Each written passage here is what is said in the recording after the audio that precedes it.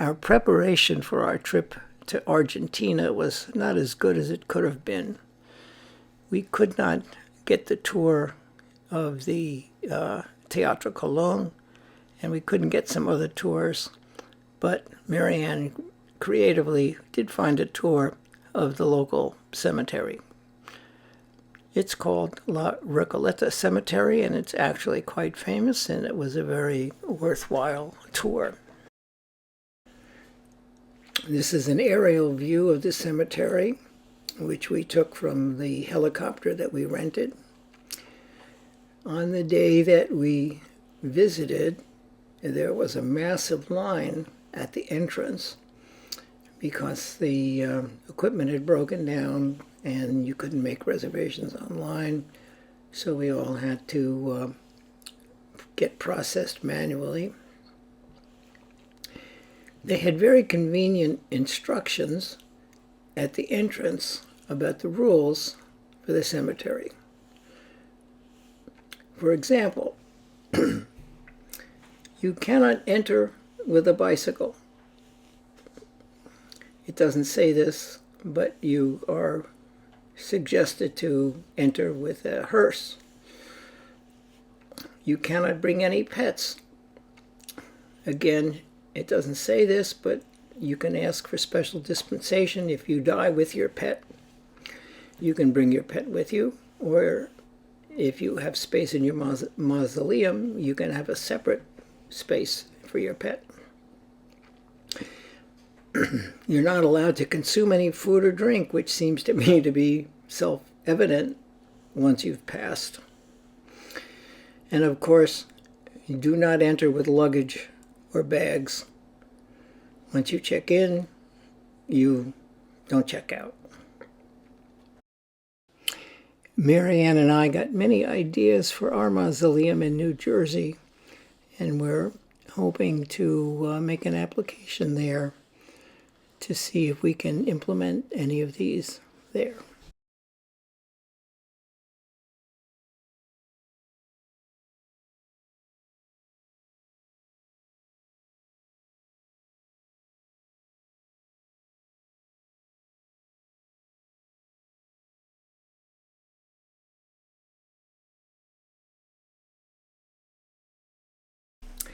One of the most interesting people interred here is Evita Peron, and our guide took a lot of time giving us information about her and her history.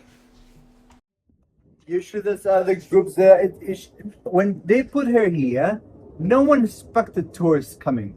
So she's in a narrow passage and we need to stand next to a wall like this. So usually what people do, they do like a little line, they take a picture and they go around it and then meet with the group after the explanation. Nevertheless, it's pointless to see her before we explain her, because it's the most boring looking grave of the graveyard. No, really, I'm not joking. People bring a bucket list. You have to see Eva Peron. And when they see her, it's like, it's a waste of time. There's nothing to see there. Like, and they don't know anything about her. They've been told it's awesome, go see her. And they know there's a movie and nothing else. So what I need from you is take a deep breath, leave all stress behind. I mean, I need full brain power here. It's complicated. Evita's much more knowing her than saying, what beautiful marble, what a beautiful statue. Understand? Yes. She's the most visited grave. You know, they bring 50 guys in a bus from a cruise ship, take a picture and go. People are crazy about her. Broadway musical show, movies, Madonna, yes, the song, all these things. So, you ready for this? It's a long story. It's the longest of the tour. The rest are going to be more simple, like the ones we had before. Evita was nothing more than the wife of the president. What does the wife of the president do? She normally is just like a princess in a car, goes to cocktails. Right, there's nothing else. But she decided to do something different, to be different. And this is the important thing. At that time, women could not vote or be elected. So it was very rare you could see a woman doing something that was quite reserved for men. Evita could show up at the factory and say, I want to talk with the guys from the union.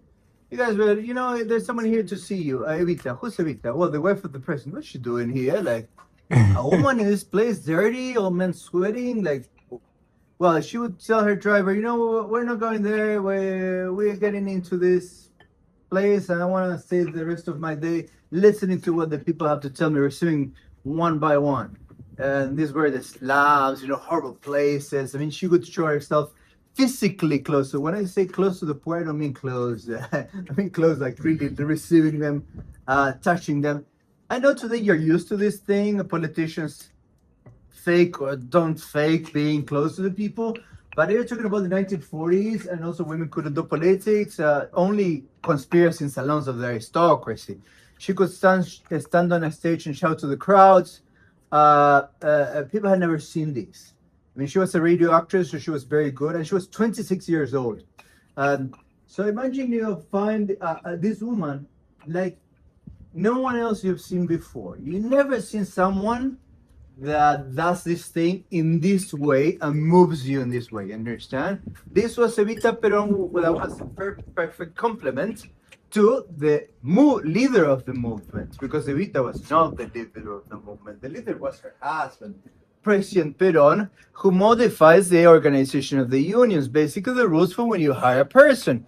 The rules for when you hire a person are some of the most important rules of a country, and people will debate forever how capitalistic or communist is a country according to the rules the government tells you have to comply when you hire a person, understand? So President Peron has been blamed of everything: socialist, communist, fascist, whatever.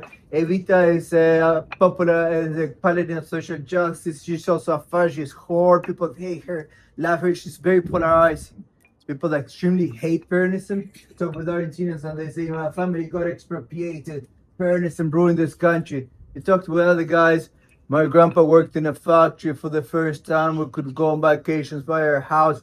Thanks, President Peron. Peron created the Argentina middle class. You know, see these countries that had extremely wealthy and poor people in Latin America, while Argentina, different to them, had this well-established middle class. And you can see something of it. They say thanks to Peronism. Some say oh, some say that lobby was against Peronism because he tried to do a sovereign country. Some call it fascism. There's educational books in the United States, they call him the dictator. I mean, there's so much controversy about Peronism. So I gotta tell you what happens with the body of Eva Peron, but no, it's complicated. And it puts you in a context of what was going on when Peronism was the most powerful political group in this country, absorbing every aspect of political life, changing every rule, definitely a turning point in the Argentinian history, when no one could imagine a world without it, an Argentina without it, because President Peron changed the constitution to be re-elected. And in 1951, after a campaign, they finally get the vote for women. That's why also Eva was so popular. In 1951, there's the vote for women. The unions want Eva to run for vice presidency. They do a demonstration. She doesn't speak. She doesn't come out. She speaks on the radio and says, "Don't cry for me," like in the song. Well, the song is because of that. And she tells everybody that she's going to die.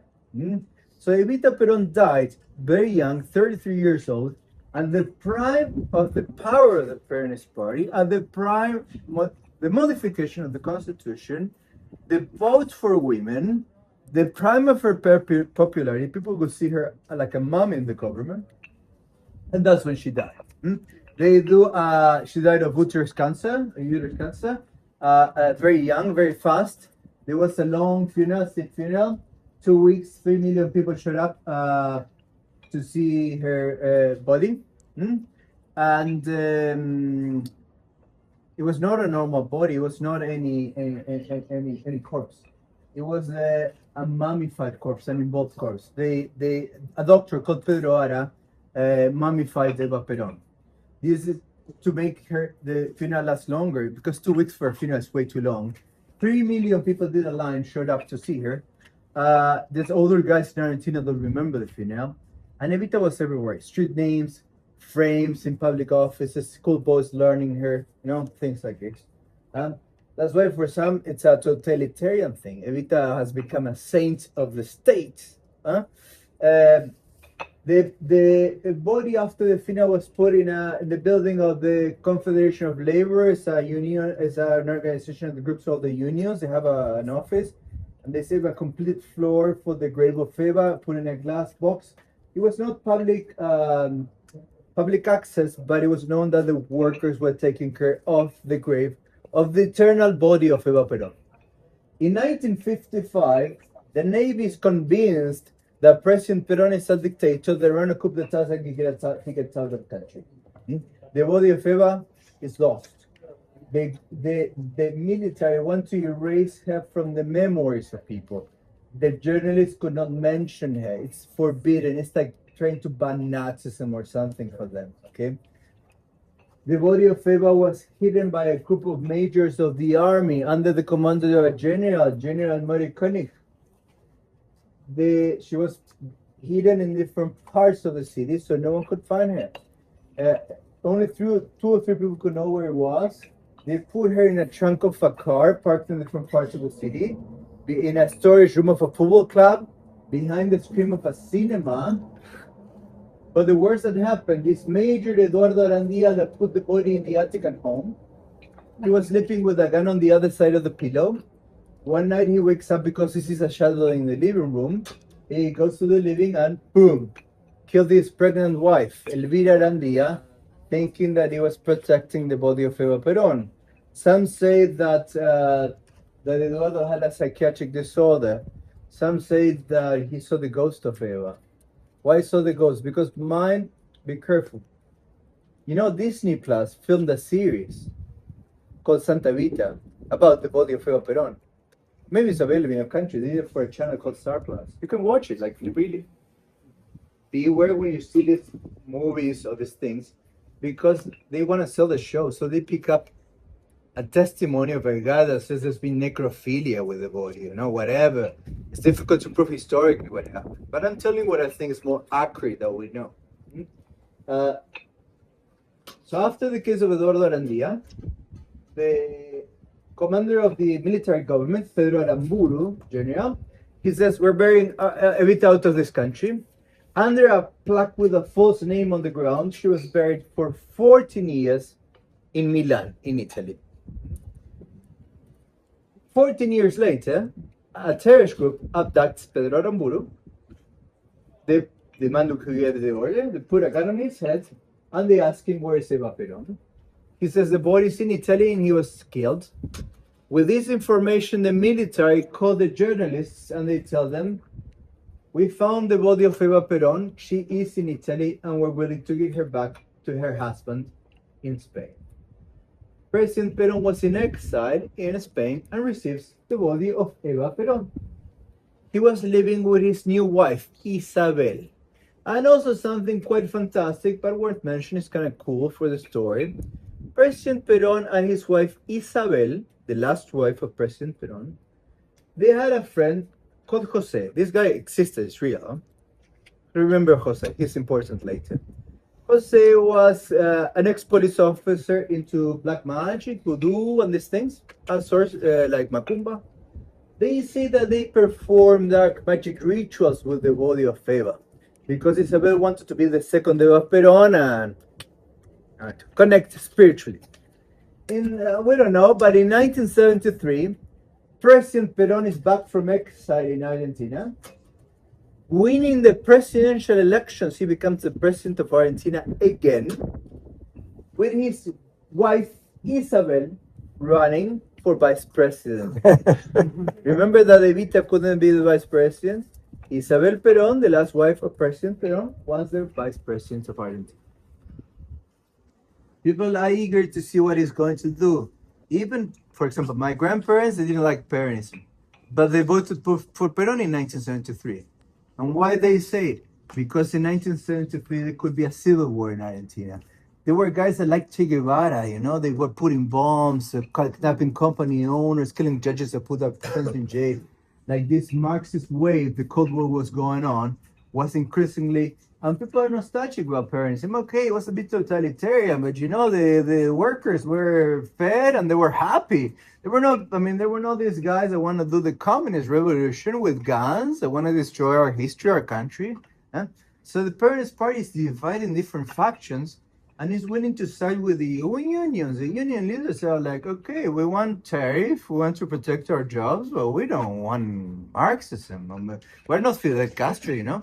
So Peron is back and he's definitely not siding with the Marxists. But the problem is that he was 78 years old. He wants to show to everybody he's for the national unity. You know, he says, you know that guy in the 40s that used to put the opposition in jail? I learned my lesson. I've been in exile and learned my lesson here. And everyone's going to join and we're going to finish with these guys out of their mind that want to do the Che Guevarian revolution. President Peron dies in 1974, the following year, while he was president of this country. So there's something else you probably didn't know. Argentina had the first woman president in history. Not in our history, in the world. She was called Isabel Peron, the first woman president in history. She was the vice president who became the president. And she's willing to show the same. You know, guys, I'm going to leave this country. And it's difficult. She's young. Her husband's dead. The Peronist movement has lost the greatest leader in history that we had in this country. Isabel is relying more on her best advisor, called Jose Lopez Rega. Remember Jose? Who people start calling, the people the age of my mom called him the sorcerer. Because he starts organizing. Not only he was fond of black magic, he starts organizing the Argentinian anti-communist police, which is a police that starts abducting communists and killing them without judiciary power getting into it. You know, it takes too long. Let's just kill them. Isabel wants to build a giant grave called the Altar of the Nation. First, she runs a state funeral for her husband, President Peron, and the body of Eva coming back from Madrid in 1974.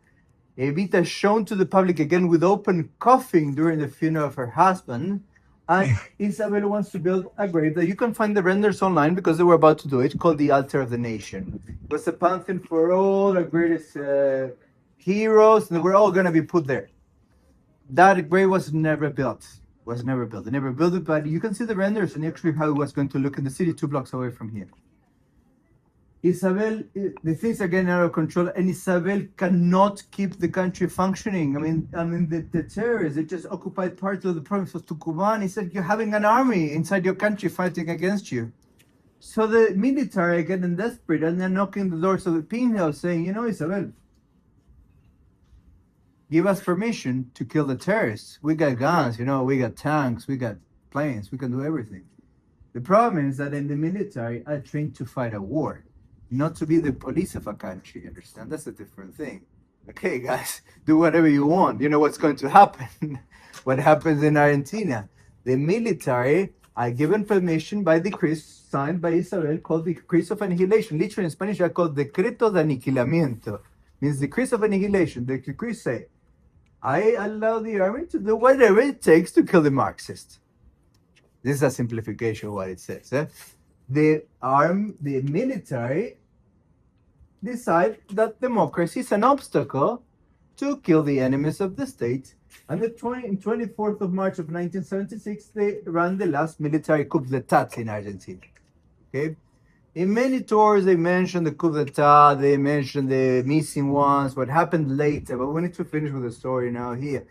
It's interesting because they don't tell you what happened before the military dictatorship. Okay? The military imprisoned the first woman president in history, Isabel Peron. Isabel Peron was in jail 6 years, then he left, then she came back in 1994. And if you didn't know, she's still alive. She's 94 years old and she lives in Madrid, but she doesn't speak with the press. She's kind of out of the game. People in Argentina that claim they're Peronists, they come from the left wing today. And they don't like Isabel because Isabel commanded the Argentinian anti-communist police. It was killing many of their pals. So in some way, she's like that family member they cut out of every photo album. Different to Eva. Everyone knows Eva. Eva's awesome. The first woman president, Isabel Peron, still alive. No one knows her. But let's finish with the story. What happened with Eva Peron? In the beginning of the last military dictatorship, after 24 years since we started with the story, the military junta negotiates with the sister of Eva Peron so she can finally rest in peace. Whether they are going to, she's going to be buried in the grave we're going to see now. The grave we see now was built when Evita was young, healthy, and alive in 1950, when her brother-in-law died. So her sister bought a concession in Recoleta, built a grave that's not cheap, it's not bad, but it's definitely very boring to look at. Any of these statues look better, or the pinnacles. Or the grave says her family singer surname, which is Duarte. It's not Peron. Peron is the surname she got when she got married. I tell you because a lot of people go and say, "Is this the grave of Eva?" Yes. But I wanted to see something that Eva Peron, a statue. No, I mean, family Duarte. Most of the facade is a plaque for her brother-in-law, not for her. Big disappointment. Then for her brother, and then there's two little plaques. I think there's three.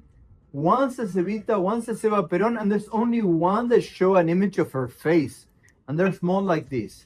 Nevertheless, it is the most visited grave of the graveyard. If I don't tell you about Eva, no one joins this tour. No one comes to the tour if I'm not going to explain Eva Peron. But it's a bit complicated because everyone wants to go. I think this time of the day, usually after 5, they close the entrance. There's not that many groups, but maybe there's some people seeing it, and it's very narrow. So it's going to take just a few minutes. You can take all the pictures you want. It's actually very simple. When people see it, it's okay, you take a picture, and there's nothing else. But you have to know about her before we see her. And remember, she was buried here. She died in 1952. She was buried here in 1976. Okay? Any questions? Did you understand the story? Yes, yes. This is the most simple version, actually. Well, let's go see the grave.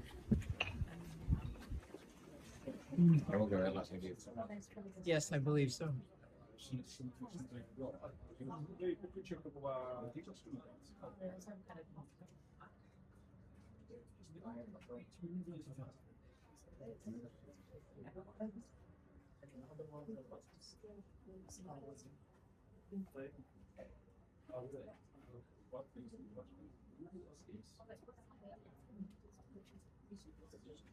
And people have left flowers and things there.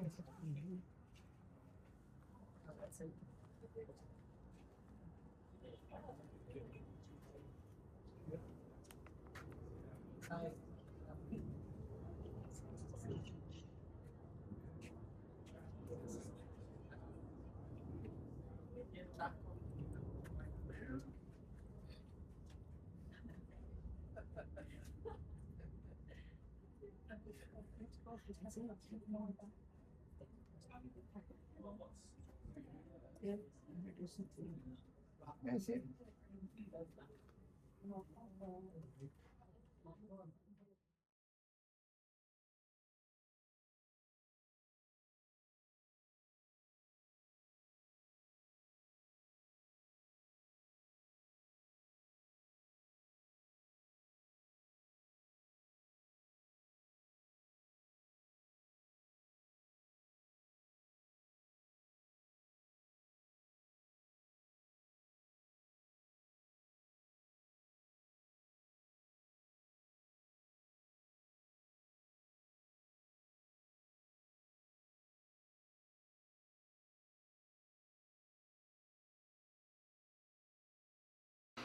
In 2011, the BBC hailed it as one of the world's best cemeteries, and in 2013, CNN listed it among the 10 most beautiful cemeteries in the world.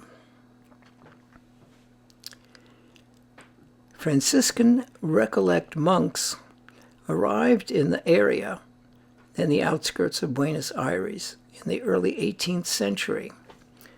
The cemetery is built around the Recoleta convent and a church, Our Lady of the Pilar, built in 1732. The order was disbanded in 1822, good run, and the garden of the convent converted into the first public cemetery in Buenos Aires. Inaugurated on November 17, of the same year under the name Cementerio del Norte, North Cemetery. Those responsible for its creation were the then governor, Martin Rodriguez, who would eventually be buried in the cemetery, and government minister Bernardino Rivadavia. The 1822 layout was done by French civil engineer Prospero Catalin, who also designed the current facade of the Buenos Aires Metropolitan Cathedral. The cemetery was last remodeled in 1881, while Torquato de Olivar was mayor of the city by the Italian architect Juan Antonio Bucciazzo. Sorry about the pronunciations here. It's set in 14 acres. The site contains 4,691 vaults, all above ground, of which 94 have been declared National Historical Monuments by the Argentine government and are protected by the state. The entrance to the cemetery is through neoclassical gates with tall Doric columns. The cemetery contains many elaborate marble mausoleums decorated with statues in a wide variety of architectural styles such as Art Deco, Art Nouveau, Baroque, and Neo-Gothic. And most materials used between 1880 and 1930 in the construction of tombs were imported from Paris and Milan. The entire cemetery is laid out in sections like city blocks, with wide tree-lined main walkways branching into side walkways filled with mausoleums. These mausoleums are still being used by rich families in Argentina that have their own vault and keep their deceased there. While many of the mausoleums are in fine shape and well maintained, others have fallen into disrepair. Several can be found with broken glass and littered with rubbish.